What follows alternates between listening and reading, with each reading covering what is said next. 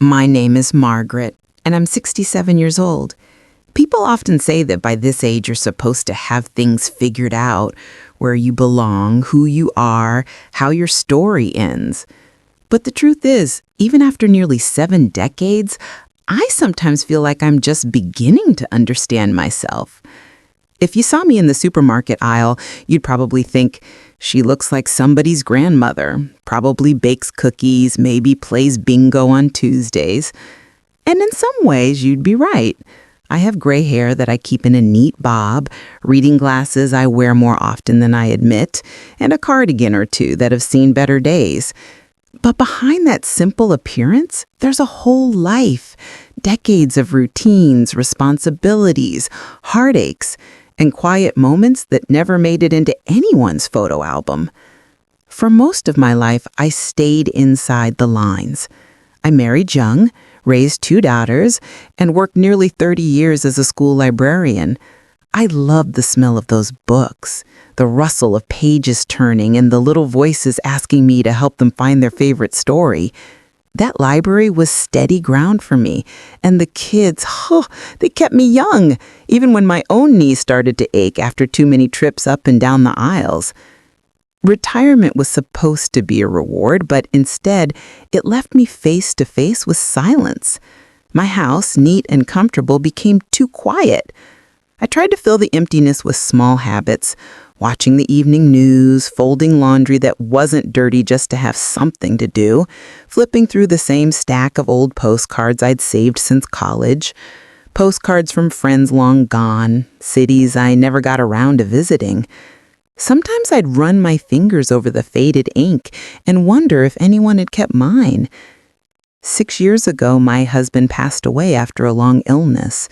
I can still hear the beeping of hospital machines and smell the antiseptic that clung to his clothes when we came home from treatments. For years, I was his caregiver. Every pill, every doctor's visit, every sleepless night, it all revolved around keeping him as comfortable as possible. And then one morning, it ended. I thought grief would be the hardest part, and it was heavy, yes. But what I didn't expect was the disorientation. I had built my life around caring for someone else. When that vanished, I didn't know what to do with my hands, my time, my heart. Neighbors changed over the years. The Wilsons, who used to invite us for barbecues, moved away. Younger families moved in. Kids riding bikes, music from cars louder than anything I would have let my daughters play. Sometimes I feel invisible in my own neighborhood. People rush past, waving politely, but they don't really see me.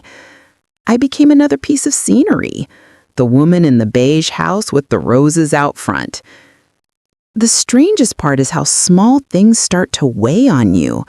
A leaky faucet, a creaky stair, the roof that needed fixing. My husband used to take care of those things. I'd stand by, handing him tools, pretending I was helping when really I just wanted to be near him. Now, when something broke, I felt helpless. I could manage bills, appointments, even mowing the lawn if I had to. But the repairs, those were different. They reminded me of everything I'd lost. That's why on a gray October afternoon when the doorbell rang, I hesitated. I wasn't expecting anyone. I almost stayed seated in my chair, but something nudged me forward. Maybe curiosity, maybe the longing to hear another human voice. I opened the door and found a man standing there, rain dripping from his jacket, toolbox in hand. His name was Daniel, though he didn't say it at first. He was just the contractor, sent by the property manager to repair my roof. An appointment I had completely forgotten. He looked apologetic, almost embarrassed as he explained that the rain had delayed him. For a moment, I froze. Letting strangers into my home had always made me uneasy, and now living alone, it felt like an even bigger decision. But then I thought of the leaks in the attic, the stains spreading across the ceiling. I stepped aside, and in that small motion, I broke a rule I didn't even realize I'd been living by. While he worked upstairs, I busied myself in the kitchen. Old habits die hard. I brewed tea, just as I had done 1,000 times before, for my husband, my daughters, even for neighbors who used to drop by. When Daniel came down, hair damp, hands calloused, I offered him a cup. He sat at my small table, thanking me with a warm, unhurried smile. We talked about nothing remarkable, the rain, the town, how long I'd lived here. He glanced at the wallpaper and said it reminded him of his grandmother's kitchen. That made me laugh, a sudden bright laugh that startled even me. It had been so long since I'd laughed without forcing it. And that moment, sipping tea across from a stranger, I felt something loosen inside my chest, like a window had cracked open after years of being shut tight. The visit didn't last long, but when he left, the house didn't feel quite the same. 4 days later, I caught myself standing at the window, not staring at the leaves this time, but wondering if I'd see him again. I wasn't looking for romance, not even companionship, really, but his presence had reminded me of something simple and profound. I was still here. I was still someone. The days after Daniel's first visit felt different. I couldn't explain why. It wasn't romance. I wasn't sitting by the phone waiting like a lovesick teenager. It was something gentler, something quieter. It was as if the air in my house had shifted, as if the silence wasn't quite as heavy anymore. I found myself doing little things I hadn't done in years.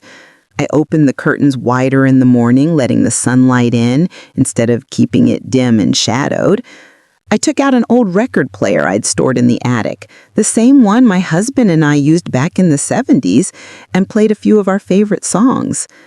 The crackle of vinyl filled the room, and for a moment I could almost smell the perfume I used to wear, the way my daughters would dance in the living room in their socks.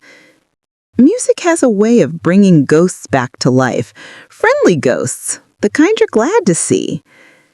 I also started noticing the neighborhood in ways I hadn't for years. The Johnson house across the street, where kids once set up lemonade stands, now had a for sale sign planted in the lawn.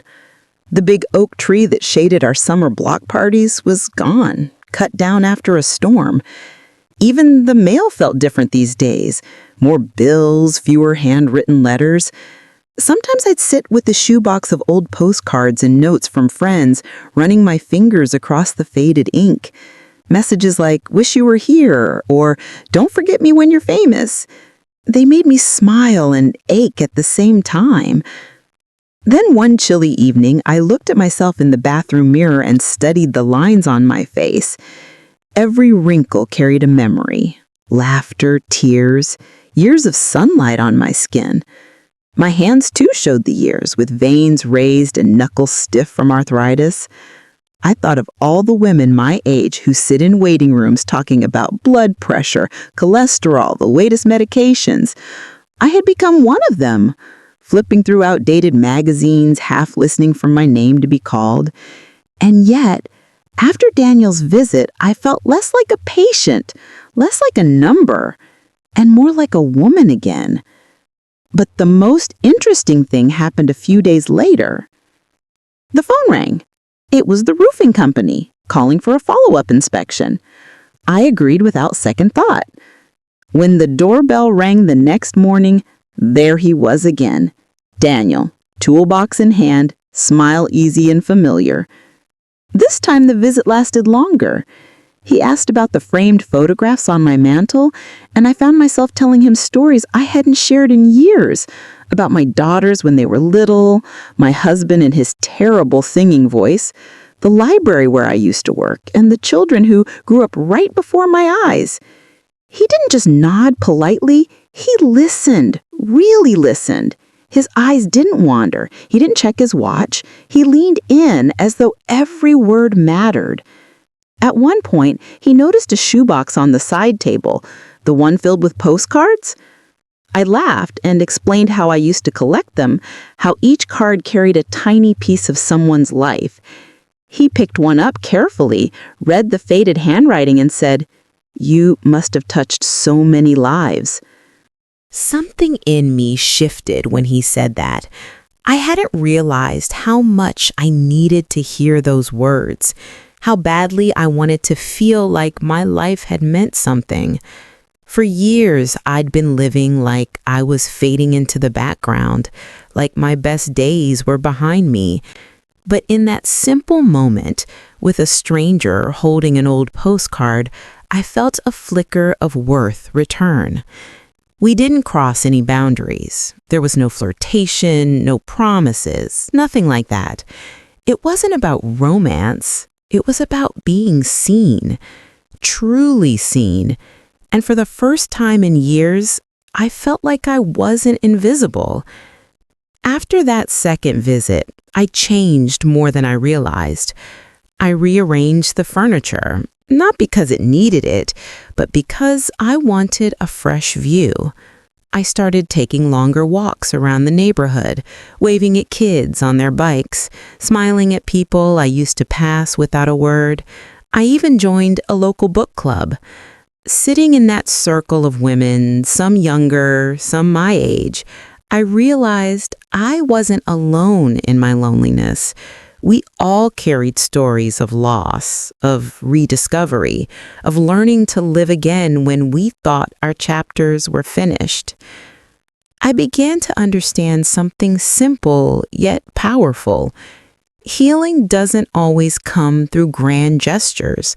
Sometimes it's found in conversations over tea, in old songs that remind you of your youth, in photographs that prove you mattered, and sometimes it's in the unexpected kindness of a stranger who fixes your roof, but also reminds you you're still here, still alive, still evolving.